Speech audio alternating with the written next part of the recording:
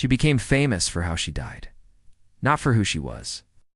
Her body was found in an empty Los Angeles lot, mutilated, posed, and left where it would be discovered. More than 70 years later, no one has been held accountable. This is the story of Elizabeth Short and the murder that still haunts Los Angeles. Elizabeth Short was born in Massachusetts in 1924. Her childhood was unstable. Her father abandoned the family during the Great Depression. Her mother raised 5 daughters alone.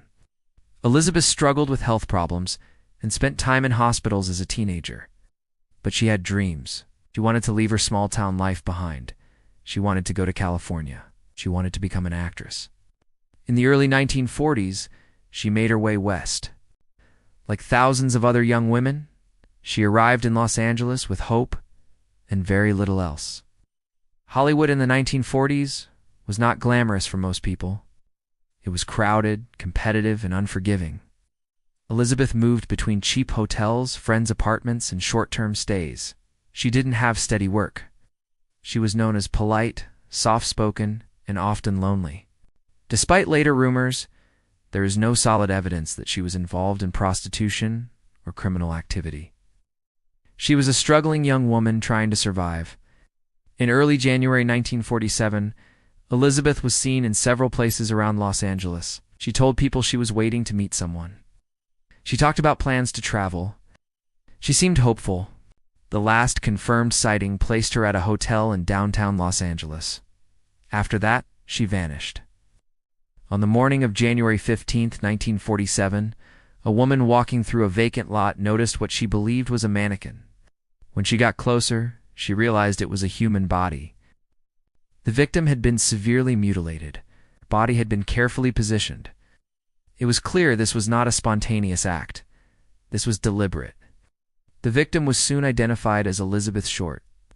Los Angeles was horrified. The press descended on the case. Newspapers gave Elizabeth the nickname the Black Dahlia. The name stuck. Headlines were sensational. Details were exaggerated. Rumors were printed as fact. Elizabeth's life was turned into a spectacle. Her murder became entertainment. And in the chaos, real investigative work became more difficult. Soon after the murder, letters and packages began arriving at newspapers. Some claimed to be from the killer. One package contained Elizabeth's personal items. The messages appeared to taunt police, but none of the letters could be definitively proven to come from the murderer. Still, the idea that the killer was watching the investigation unsettled everyone. Over the decades, dozens of suspects were investigated. Doctors, Hollywood insiders, people who falsely confessed, people with violent histories. Some suspects seemed promising. None could be conclusively linked. Evidence was lost. Witnesses died, memories faded, time slowly buried the trail. Several factors contributed to the failure. Forensic technology in 1947 was limited. The crime scene was compromised. The media circus distorted information. Important leads were mishandled. Today, the case is considered officially unsolved. No one has ever been charged. Elizabeth Short was not a legend. She was not a symbol. She was a daughter, a sister, a young woman with dreams. Her life was larger than the way it ended. Remembering her means remembering her humanity, not just the mystery. The Black Dahlia case endures because it represents something deeply unsettling, a violent crime, public obsession, and a complete lack of justice. Someone took Elizabeth Short's life. That person was never held accountable. And that silence continues to echo through history. Elizabeth Short deserved a future. She deserved safety. She deserved justice.